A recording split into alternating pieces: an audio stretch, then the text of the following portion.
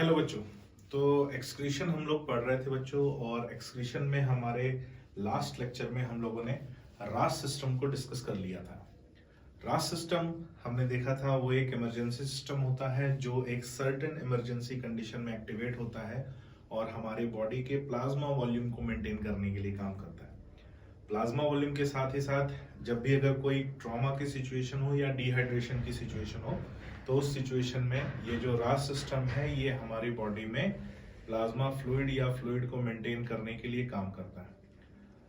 हम आगे बढ़ेंगे। हमने बोला था एक ऐसी इमरजेंसी सिचुएशन जिसमें जब बहुत ज़्यादा इमरजेंसी हो और किसी पर्सन को ट्रॉमा हुआ हो यानी इंजरी प्लस ब्लीडिंग हुई हो और उसका प्लाज्मा वॉल्यूम रिड्यूस हो गया हो तो उसके प्लाज्मा वॉल्यूम मतलब उसको हॉस्पिटल ले जाने तक उसका प्लाज्मा वॉल्यूम मेंटेन करने के लिए जो सिस्टम काम करता है उसे रास सिस्टम कहते हैं, जो हमने देखा था। एक बार रिवाइज आप जरूर करिए उसको, लास्ट क्लास का जो वीडियो था पार्ट 3 उसको आप जरूर देखिए। आगे आते हैं रेगुलेशन बाय एएनएफ।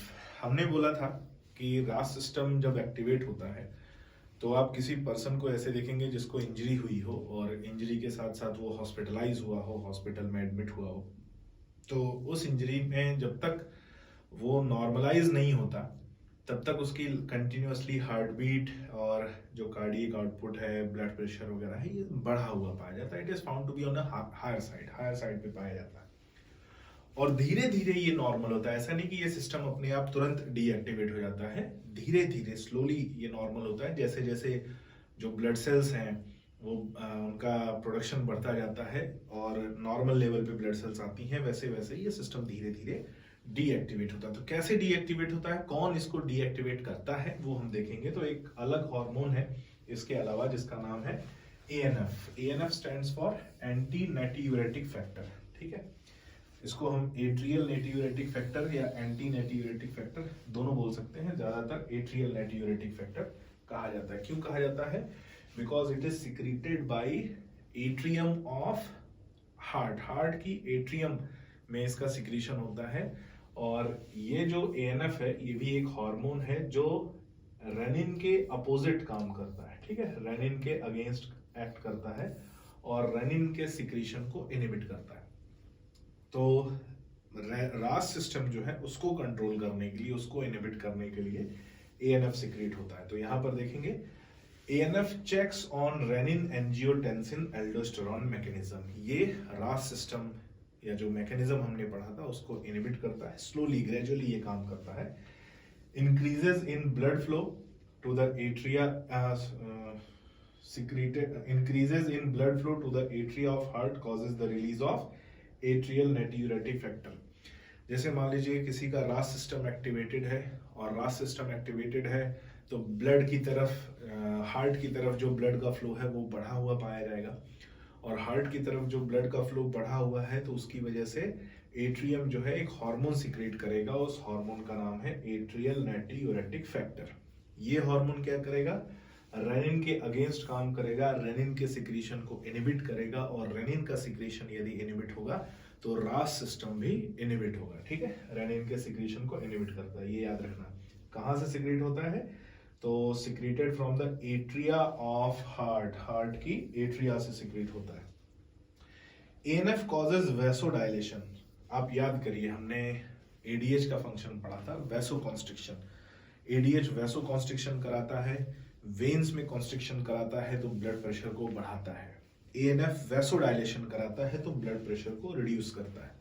तो रेनिन के इनहिबिशन के साथ साथ वैसोडाइलेशन भी कॉज करता है, dilation of blood vessels and therefore या thereby decreases the blood pressure. तो वैसोडाइलेशन करेगा तो ब्लड प्रेशर को रिड्यूस करेगा, रास सिस्टम को इनहिबिट करेगा। कौन करेगा भाई? एएनएफ। याद रखना है ये पॉइंट। कहां से सिक्रीट होता है? So it is secreted from muscles of atria. Atrium की मसल से सिक्रीट होता है। नेक्स्ट आते हैं एक बड़े इंपॉर्टेंट पॉइंट पे, एक बड़ा इंपॉर्टेंट टर्मिनोलॉजी जिसे हम कहते हैं मिक्चुरेशन या कॉमन लैंग्वेज में हम बोलते हैं यूरिनेशन, ठीक है। यानी the process of release of urine is known as micturition या यूरिनेशन हम बोल सकते हैं। तो मिक्चुरेशन या रिलीज ऑफ यूरिन का जो प्रोसेस है, किस तरह का प्रोसेस होता है, ये भी हम समझने की कोशिश करते हैं।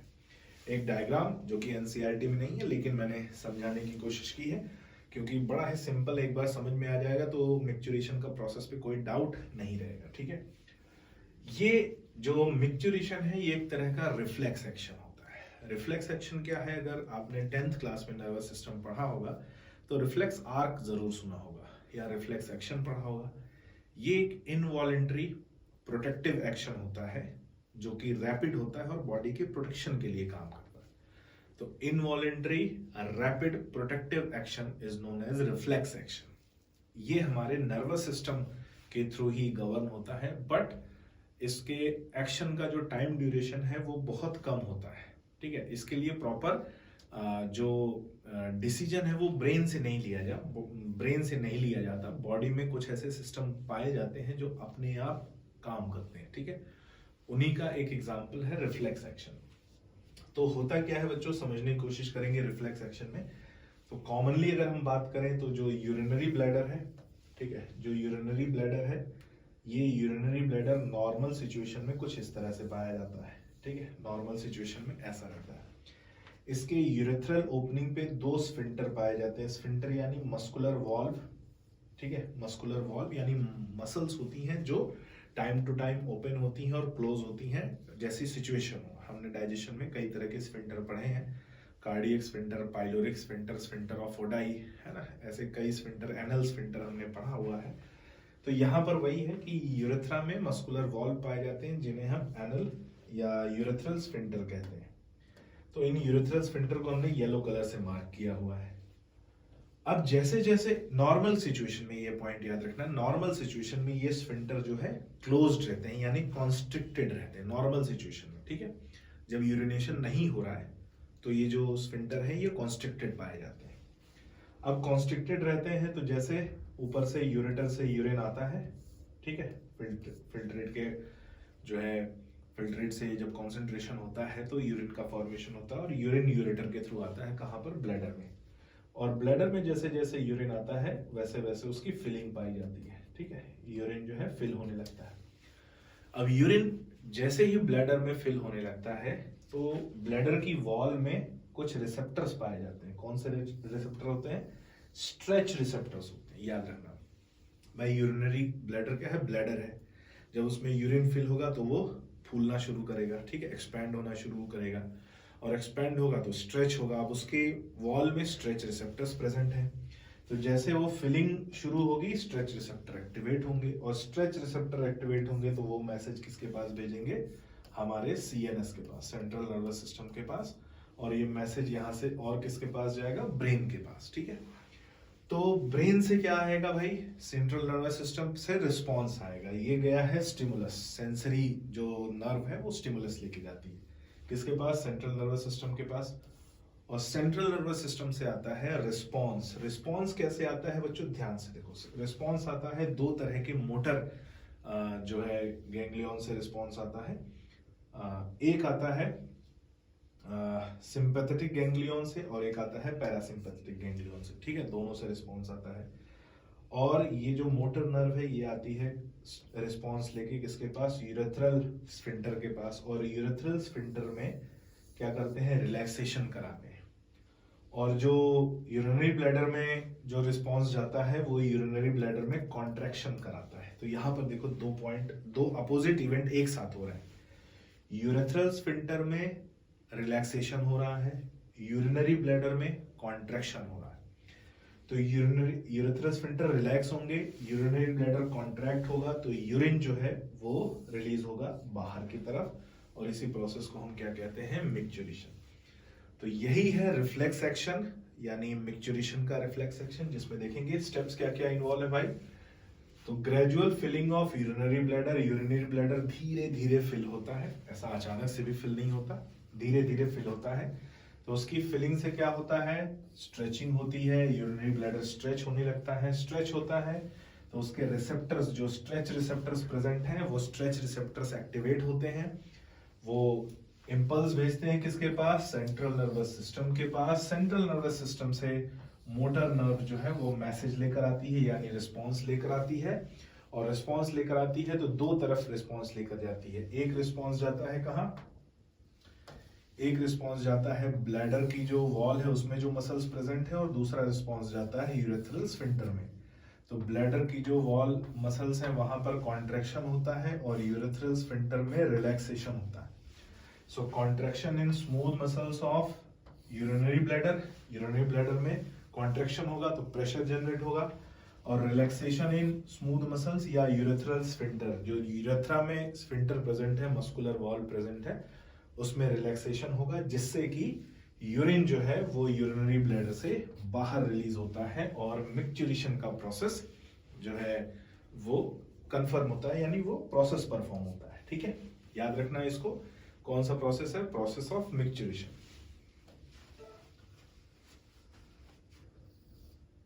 आगे बढ़ेंगे तो कंपोजिशन ऑफ यूरिन की बात करेंगे। ठीक है, कंपोजिशन ऑफ यूरिन बड़ा ही एक इंपॉर्टेंट फैक्टर है। कंपोजिशन ऑफ यूरिन समझते हैं इसको। जब भी किसी पर्सन में यूरिन फॉर्मेशन का प्रोसेस होता है तो यूरिनरी ब्लैडर में जो फ्लूइड एक्यूमुलेट हुआ है उसी को हम यूरिन कह रहे हैं, और रिफ्लेक्स एक्शन से ये यूरिनेशन का प्रोसेस परफॉर्म होता है। एक नॉर्मल एडल्ट ह्यूमन की बात करें तो नॉर्मल एडल्ट ह्यूमन जो है 1 to 1.5 litre of urine in one day, एक दिन में 1 से 1.5 लीटर। हालांकि हमने जो कैलकुलेशन करी थी अप्रॉक्स में वो 1.8 लीटर की थी, बट नॉर्मली हम बात करें तो 1 से लेके 1.5 लीटर एक दिन में यूरिन जो है हमारी बॉडी रिलीज करती है। और उसमें कंटेंट होता है कितना? फैक्ट याद रखना, 25 से लेके 30 gram of urea in one day. So एक दिन में 25 से 30 ग्राम ऑफ यूरिया एक्सक्रीट होता है हमारी बॉडी से। ये दोनों वैल्यू याद रखना, normal amount of urine 1 to 1.5 litre per day और normal amount of urea 25 to 30 gram per day, ये दोनों याद रखना। Urine is light yellow in colour. Generally अगर हम कॉमनली बात करें तो यूरिन जो है कलरलेस होता है, नॉर्मल यूरिन कलरलेस होता है, बट उसमें स्लाइटली येलो कलर देखने को मिलता है। और ये येलो कलर क्यों मिलता है? Due to presence of urochrome. ठीक है, यूरोक्रोम की वजह से ये हमें येलो कलर देखने को मिलता है, due to presence of urochrome. और urine is a light yellow colour क्यों है? Due to presence of urochrome. Watery fluid and slightly acidic. Slightly कैसा होता है? एसिडिक। नॉर्मल जो पीएच है वो 6.0 मिलता है। 6.0 पीएच क्या है भाई? 7 से नीचे है तो ये एसिडिक है, तो 6.0 एसिडिक पीएच हमें मिलता है। Urine has a characteristics of, मतलब कैरेक्टरिस्टिक ऑर्डर, इसका एक खास तरह का इसकी स्मेल होती है, पंजेंट स्मेल जिसे हम कहते हैं। और वो पंजेंट स्मेल क्यों होती है? Due to presence of ammonia. ठीक है, हमने सेलेक्टिव सिक्रीशन में पढ़ा था। सेलेक्टिव सिक्रीशन में some amount of ammonia is secreted from vasa recta into tubular part.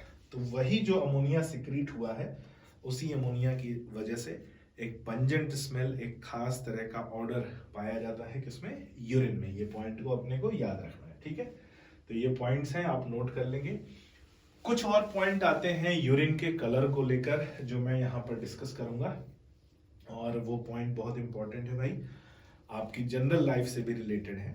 कि अगर हम किसी एक नॉर्मल पर्सन की बात करें, एक नॉर्मल पर्सन जो कहीं से भी डिहाइड्रेटेड नहीं है, यानी उसकी बॉडी में वाटर का अमाउंट नॉर्मल है, तो उसका जो यूरिन है वो कलरलेस मिलेगा, या हम बोल सकते हैं स्लाइटली येलो कलर मिलेगा due to presence of urochrome की प्रेजेंस की वजह से।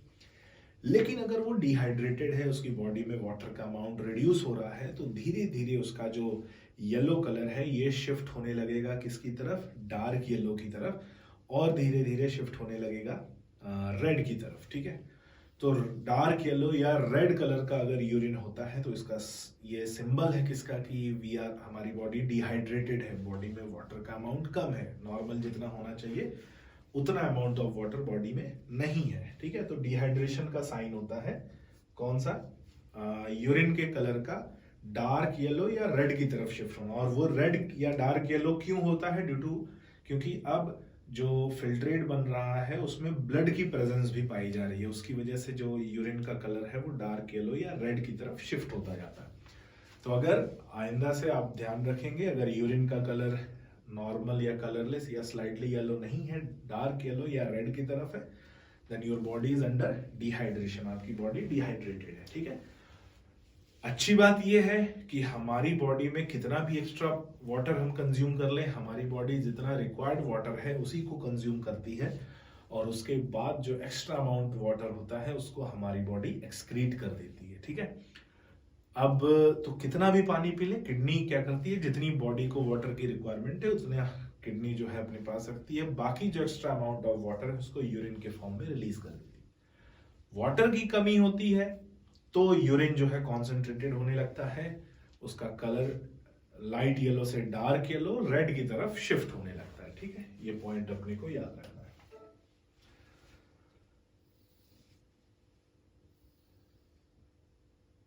नेक्स्ट आएंगे, बात करेंगे various conditions are present that affect the characteristics of urine. हमने बोला कि कई ऐसी कंडीशन हैं जो यूरिन के कैरेक्टरिस्टिक को अफेक्ट करते हैं। एक पॉइंट हमने बोला वाटर का अमाउंट, अगर बॉडी में वाटर का अमाउंट कम है तो यूरिन का कलर चेंज होने लगेगा, यूरिन का अमाउंट चेंज होने लगेगा। इसके अलावा और कौन कौन से फैक्टर हैं जो यूरिन के कंसेंट्रेशन को चेंज करेंगे? बहुत इंपॉर्टेंट पॉइंट है बच्चों, ध्यान से सुनना। हमने एक पॉइंट बोला था कि जब न्यूट्रिएंट की बात आती है बच्चों, ठीक है, जब न्यूट्रिएंट की बात आती है तो आपको याद होगा हमने पीसीटी में डिस्कस किया था कि न्यूट्रिएंट 100% रीअब्सॉर्ब हो जाते हैं। न्यूट्रिएंट जो है पीसीटी में 100% रीअब्सॉर्ब हो जाते हैं, यानी जितने भी विटामिन हो गए, ग्लूकोज हो गए, ये नॉर्मली पीसीटी से आगे नहीं जा पाते क्योंकि वहीं पर उनका 100% रीअब्सॉर्प्शन पाया जाता है। लेकिन अगर कोई पर्सन में ब्लड ग्लूकोज लेवल ज्यादा है, कोई पर्सन है जिसमें ब्लड ग्लूकोज बहुत ज्यादा है, नॉर्मल से कहीं ज्यादा है, और नॉर्मल से ज्यादा है तो वो पूरी तरह से जो न्यूट्रिएंट है वो ग्लूकोज है वो रीअब्सॉर्ब नहीं होगा, and certain amount of glucose will be found in urine, ठीक है। ग्लूकोज मिलेगा किसमें? यूरिन में। और ऐसा अगर होता है तो यूरिन में ग्लूकोज का पाया जाना कहलाता है, क्या है? ग्लाइकोसूरिया। यूरिन में ग्लूकोज का पाया जाना क्या कहलाता है? ग्लाइकोसूरिया। ग्लाइकोसूरिया को हम एज ए कंफर्मेशन मान लेते हैं किसका? डायबिटीज मेलाइटस का, ठीक है। लेकिन ये 100% कंफर्म नहीं है, फिर भी मैक्सिमम हम चांसेस मान लेते हैं किसका? डायबिटीज मेलाइटस का। मेलाइटस याद रखना, एम फॉर मीठा, एम फॉर मेलाइटस, जिसको हम बोलते हैं ना शक्कर की बीमारी, ठीक है, शुगर जिसको कहते हैं, तो मेलाइटस कहा जाता है उसे, डायबिटीज मेलाइटस। और डायबिटीज मेलाइटस में यूरिन में ग्लूकोज की प्रेजेंस पाई जाती है जिसे ग्लाइकोसूरिया कहते हैं। साथ ही साथ जब किसी को डायबिटीज मेलाइटस होता है तो उसकी बॉडी में जो है बहुत रैपिडली जो है फैट का ब्रेकडाउन भी पाया जाता है, जिसको बोलते हैं बीटा ऑक्सीडेशन ऑफ फैट। क्या बोलते हैं? Beta oxidation of fat. और जब भी फैट का बीटा ऑक्सीडेशन होता है तो कीटोन बॉडीज बनती हैं बच्चों। क्या बनती हैं? कीटोन बॉडीज बनती हैं। और कीटोन बॉडीज बनती हैं तो वो कीटोन बॉडीज यूरिन में भी पाई जाती हैं, और जब कीटोन बॉडीज यूरिन में पाई जाती हैं तो उस कंडीशन को बोलते हैं कीटोनूरिया। तो याद रखना है, डायबिटीज मेलाइटस में हमें दोनों सिचुएशन देखने को मिलती है, ग्लाइकोसूरिया भी और कीटोनूरिया भी, ठीक है, ये दोनों ही मिलती है। बाकी आगे हम लोग जब हार्मोन्स डिस्कस करेंगे और हार्मोन्स में जब डायबिटीज डिस्कस करेंगे तो वहां पर ये पॉइंट और ज्यादा अच्छे से डिटेल में डिस्कस होगा, ठीक है। अब एक पॉइंट और आता है कि सर अगर हम बात करें कि और कौन सी ऐसी इंपॉर्टेंट सिचुएशन है जब कीटोनूरिया पाया जा सकता है, तो एक बहुत इंपॉर्टेंट पॉइंट है, ध्यान से सुनना कीटोनूरिया को लेकर। कीटोनूरिया, अगर कोई पर्सन स्टार्विंग सिचुएशन में है, यानी लंबे समय से भूखा है, हंगर है, भूख हड़ताल पर है, तो उसमें भी क्या पाया जाएगा? बीटा ऑक्सीडेशन ऑफ फैट पाया जाएगा और कीटोन बॉडीज का प्रोडक्शन पाया जाएगा।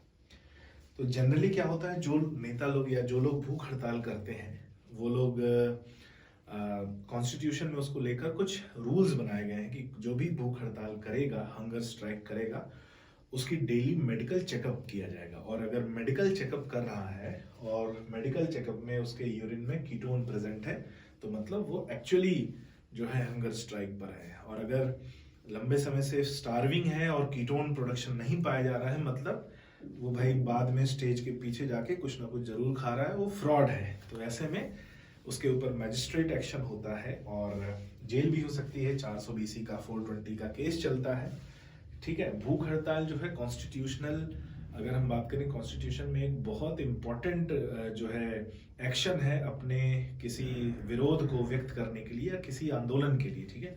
तो उसको हल्के में नहीं लिया जा सकता कहीं से कहीं तक। तो उसमें भी याद रखना है, कोई अगर हंगर स्ट्राइक पर है, लंबे समय से भूख हड़ताल पर है, तो भी उसमें कीटोनुरिया देखने को मिलेगा। ऐसा कंफर्म, ऐसा जरूरी नहीं कि केवल डायबिटीज मेलाइटिस में ही कीटोनुरिया देखने को मिलेगा, ठीक है। ये पॉइंट अपने को याद रखना है। कल के दिन मजिस्ट्रेट बन जाओ, है ना, तो मजिस्ट्रेट बन जाओ, सामने वाला कोई जो है भूख हड़ताल करे तो आपको ये बात मालूम होनी चाहिए, ठीक है। हालांकि यहीं से रिलेटेड है बट मालूम होनी चाहिए। एक चीज और आती है, जनरली हम लोग क्या है, डायबिटीज मेलाइटिस के लिए कुछ लोग ब्लड टेस्ट कराते हैं, बोले ब्लड शुगर टेस्ट कराएंगे। और ब्लड शुगर टेस्ट में केवल वो बताता है कि एग्जैक्ट टाइम पे ब्लड में शुगर का लेवल हाई है या लो है। वो ये नहीं बता पाता ब्लड शुगर टेस्ट कि इसको डायबिटीज मेलाइटिस है या नहीं। तो ब्लड शुगर टेस्ट को कंफर्मेशन नहीं माना जाता किसका, डायबिटीज मेलाइटिस का। बट यूरिन टेस्ट को हम 99% एक कंफर्मेशन मान सकते हैं, हालांकि यूरिन टेस्ट भी कंफर्म नहीं होता। तो कैसे करते हैं ये जानने की कोशिश करते हैं। जब भी हम यूरिन को सैंपल के फॉर्म में लेते हैं बच्चों, याद रखना, जब भी यूरिन को सैंपल के फॉर्म में लिया जाता है, ये पॉइंट याद रखना, तो उसको आपके केमिस्ट्री लैब में दो सॉल्यूशन पाए जाते हैं, फेहलिंग सॉल्यूशन और बेनेडिक्ट रिएजेंट। ऐसा नाम सुना होगा, ठीक है, फेहलिंग सॉल्यूशन और बेनेडिक्ट रिएजेंट।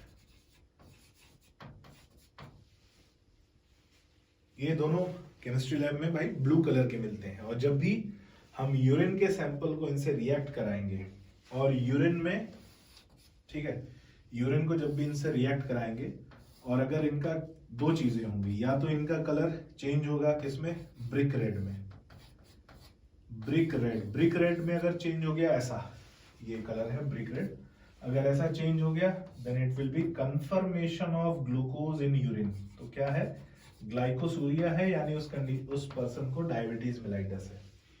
और अगर कलर चेंज नहीं हुआ, ऐसा ही ब्लू कलर मिल रहा है, तो मतलब उस यूरिन में जो सैंपल लिया है उसमें ग्लूकोज प्रेजेंट नहीं है और उसका कलर चेंज नहीं होगा, यानी उसे ग्लाइकोसूरिया नहीं है, यानी उसे 99% मान लीजिए कि डायबिटीज नहीं है। ब्रिक रेड भी होता है, तब भी 1% चांस होती है कि ब्रिक रेड है, प्री डायबिटिक की सिचुएशन है, हो सकता है आगे चल के डायबिटीज हो, लेकिन अभी ये कंफर्म नहीं है कि उसे डायबिटीज है। तो डायबिटीज कंफर्म के लिए क्या करते हैं भाई, उसके लिए एक अलग टेस्ट होता है जिसका नाम है HbA1c, ठीक है, ये नाम याद रखना है, HbA1c। HbA1c टेस्ट होता है जिससे हम कंपैरेटिवली बाकी सबसे ब्लड टेस्ट से और यूरिन टेस्ट से ज्यादा कंफर्म होकर बोल सकते हैं कि द पर्सन इज डायबिटिक और नॉट, ठीक है। तो डायबिटीज को लेकर और उसके डिटेक्शन को लेकर ये पॉइंट है, हमें याद रखना पड़ेगा। फिर बात करते हैं एक्सक्रीशन की। तो यहाँ पर 2-3 पॉइंट आते हैं, हम बात करेंगे एक्सक्रीशन की। तो एक्सक्रीशन में हमारा जो प्राइमरी एक्सक्रीटरी ऑर्गन है किडनी, तो किडनी के अलावा भी कुछ ऐसे ऑर्गन्स पाए जाते हैं जो माइनर रोल प्ले करते हैं, किसमें, एक्सक्रीशन में माइनर रोल प्ले करते हैं, बहुत इंपॉर्टेंट भी हैं और हमारी एनसीईआरटी में इनके बारे में लिखा भी है, तो हमें ये नाम जानना पड़ेगा। और क्या एक्सक्रीशन करते हैं, तो एक आता है क्या, लंग्स। हमारा प्राइमरी जो रेस्पिरेटरी ऑर्गन है लंग्स, लंग्स को अगर हम ध्यान दें तो हम इंस्पिरेशन और एक्सपिरेशन करते हैं, और जब एक्सपिरेशन करते हैं तो CO2 जो है बॉडी से रिमूव होता है। तो CO2 को हम एज ए मेटाबॉलिक वेस्ट मानते हैं, एज ए एक्सक्रीटरी वेस्ट मानते हैं, और लगभग एक दिन में about 18 litre of carbon dioxide is excreted in 1 day. एक दिन में कितना, 18 litre of carbon dioxide is excreted. और साथ ही साथ जो जब हम ब्रीद आउट करते हैं या एक्सपीरेशन करते हैं तो कुछ वेपर भी रिलीज होता है, वाटर वेपर भी रिलीज होता है।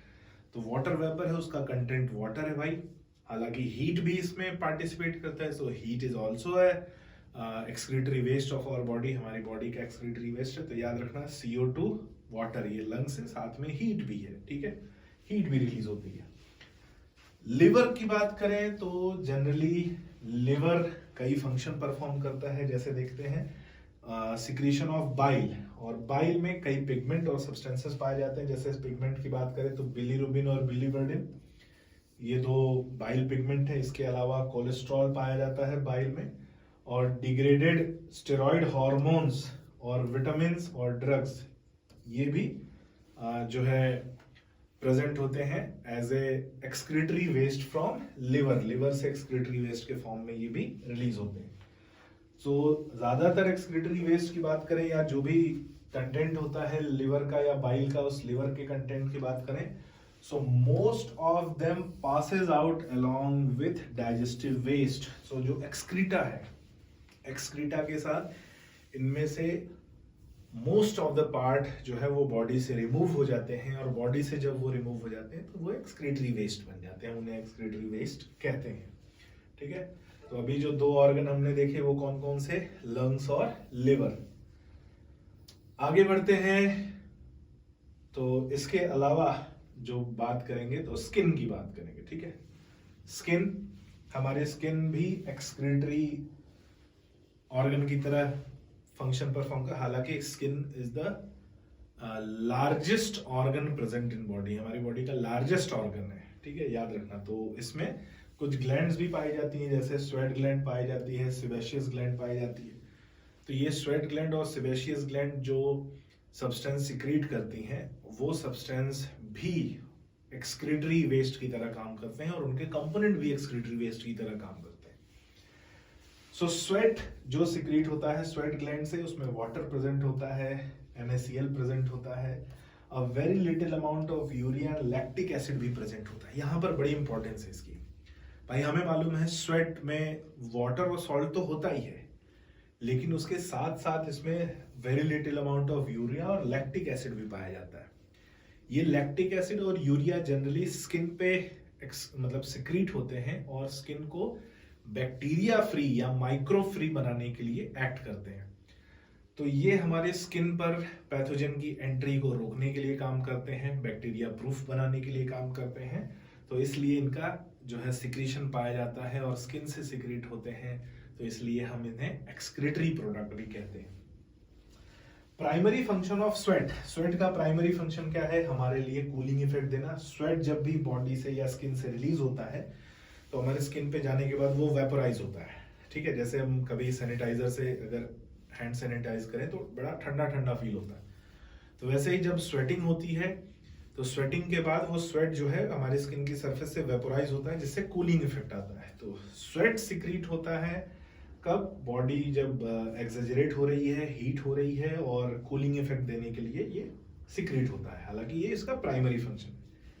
जो ऑयल ग्लैंड है या जो सेबेशियस ग्लैंड है, उनमें भी एक्सक्रीटरी वेस्ट प्रेजेंट होता है। जो ऑयल सिक्रीट करते हैं उसमें पाया जाता है स्टेरॉल्स पाए जाते हैं, हाइड्रोकार्बन्स पाए जाते हैं, वैक्स पाए जाते हैं, जो ऑयल यानी सीबम में कंटेंट होते हैं। ठीक है, सीबम का मेन फंक्शन क्या है, sebum provides a protective oily covering for the skin. ये प्रोटेक्टिव ऑयली कवरिंग स्किन को प्रोवाइड करता है, और इसके साथ साथ some of the metabolic waste, some of the excretory waste भी एलिमिनेट होते हैं। कहां से, हमारी स्किन से।